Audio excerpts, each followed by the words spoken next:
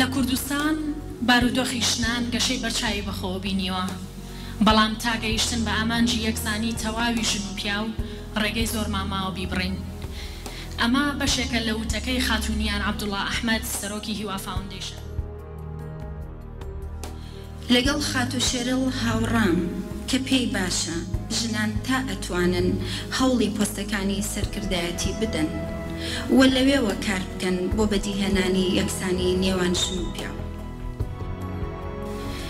شێرڵ ژنێکی بەناوبانگ و بەهێزە و لە زۆر بوارە سەرکەوتووە، بەڵام بە بڕوای من ئامادەکردنی ئەم کتێبە گەورەترین بەشداری شێرڵە تا ئێستا. شارل سامبرگ نووسەری کتێبی لینێن پێش وەخت وتەیەکی ئامادە کردووە بۆ ئەم بۆنەیە و بۆ ژنانی کورد. با پێکەوە تەماشای بکەین. Women of the Kurdistan region do 9 times as much childcare and 10 times as much housework as men. This is holding us back. I've spent a lot of time. ئێوە فێری فڕین نەبوون. بڕۆن هێشتا تازە چەکەرەی باڵێکتان دەرکردووە.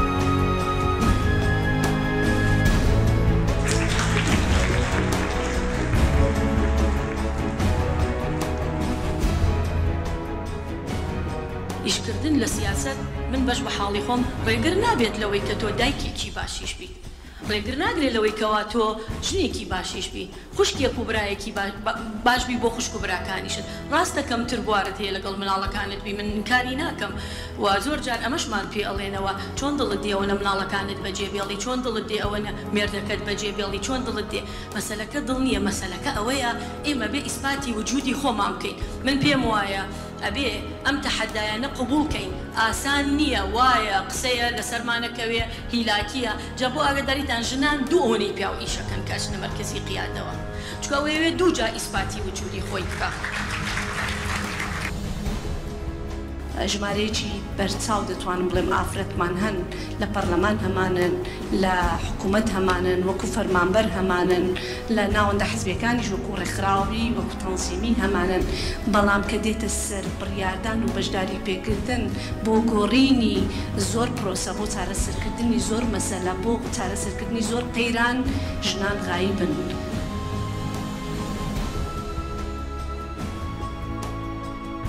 دەستان خۆش بێ، پانەڵەکەتان زۆر باش. ئەوەی شێرڵ باسێکە بە حەقەت دوو لەمپەڕە، لەمپەڕێکی کۆمەڵایەتی و لەمپەڕێکی خۆیەکان، سپاتە خۆیەکانی. اینجا من ئەمەوێت لە ئاڵاخان پرسم، ژن بۆ ئەوەی کە دەوری خۆی ببینێ، شێرڵ تەکی دەکاتە سەر ئەوەی ئەڵێ تۆ لەمپەڕ کۆمەڵایەتەکانەوە مەسەرن قەوانی و تەشریع و یەکسانی و ئیجراعاتی محافظەی ژن و ئەمانە هەموو شتێکە بازێزار لە مجتەمەعا ڕۆشتووە. بەڵام لەگەڵ ئەوەشە ژن هێشتا زۆر دوورە لەوەی کە یەکسان بێ، بەتایبەتی لە ئەوروپا و لە ئەمریکا کە ئەبینین ئەو قوانینە زۆری جێبەجێ بووە. ئێوە ڕەتان چێ بەو لەمپەرانەی کە ژن خۆی ئەبێ بۆ بەدەستهێنانی دەسەڵات بینیکە ئەو ئیجراعاتانی کە زۆربەی لە لینئینە هاتووە، ڕەتان چییە بەوە؟ ئایا ئەوە وەکو ئەو بەڵێڵە من تەرکیزەکەمە سەر ئەوە، ئێوەش بەلاتان وایە ئەوە تەرکیزکەنە سەر ئەوە؟ سپاس.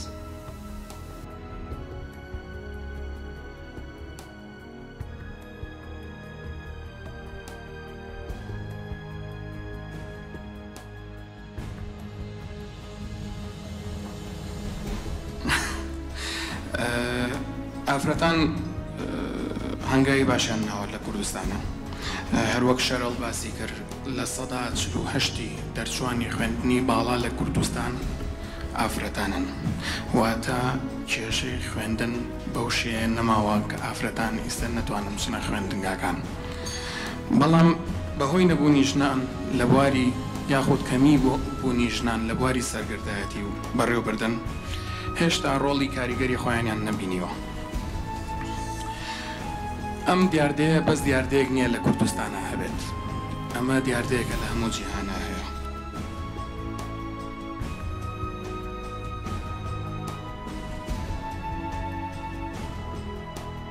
ژن لە کۆمەلگای ئێمە بە شێوەیە کە گەرباسی بکەین چەند شێوازێکە بینین لەو ژنانی کە کارەکەن.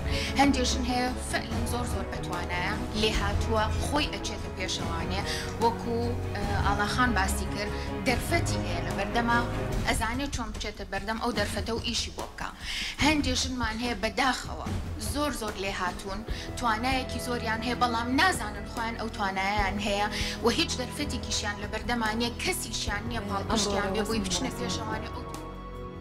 ئینی ئەمریکی بۆ کوردی بەڕێچوو لە ئوتێلی هایکرست و من خۆمی یەک بووم لەو کەسانەی بەشداریم کرد لە یەکێک لە پەناڵەکانە کە باسی زیاتر کتێبەکەمان کرد و ڕوومان کردەوە. بەڕاستی ئەمە شتێکی زۆر باشە، پێشم خۆشەکە من بەشدارەتیایەوە هیوادارم لە داهاتووشە هەمان بۆنە و هەمان مەراسیمی وا بەڕێوە بچێ بۆ یارمەتیدان و بەرەو پێشبردننی ئافرەت لە شوێنی کار و لە هەموو بوارەکانی ژیانە بە تایبەتی لە بواری سەرکردایەتی، چونکە بەڕاستی ئێمە ئەگەرمانەوە ئافرەت پێش بکەوێ ئەوە پێسمە بە ئافرەتی زیاترە کە ڕۆڵی سەرکردایەتی وەرگرن بۆ ئەوەی پاڵپشتی ئافرەتان بکەن. من حەزەکەم لێرەوە زۆر سوپاسی ڕێکخراوی هوا فاوندیشن بکەم، سپاسی بەڕێز ئینیان عەبدوڵڵا بکەم کە ئەم هەلەی بۆ ڕەخسانوم و بەشدار بم لە ڕۆژێکی وا خۆشە کە ئەمە جێی شانازیە بۆ خۆم و لە بڕواایشان جێی شانازیە بێ بۆ زۆر ئافرەت. زاوایەکمان هەیە خۆ لێ خۆش بێ خوا ئەفریقا ڕۆژێکیان هات تێوە تۆ 24 ساعتی خوا دەی بەعباغی بەسەرتەوە سایق بانگە کرد و لەگەڵ سایقە چیت و ئەملا و ئەولا و ئەی بۆ برژاننی و ئەمە و ئەوە و بۆچی نایی فرنێ بکڕی؟ وەڵا فرنەکەیان دوای 2 ڕۆژ بۆ نردمەوە ئێستاش ئەو فرنە ماوە، ئەو فرنەم باشتر لە فرنەکەی تر. 6 سینم کرد و حاجم حەمە هات و فێری کردم بە یەکجار ئەمەngە زیرەک بووم بە یەکجار فێرە بوو. وەڵا فێری کردم تر بە دەستم پێ کرد وەڵا کردم.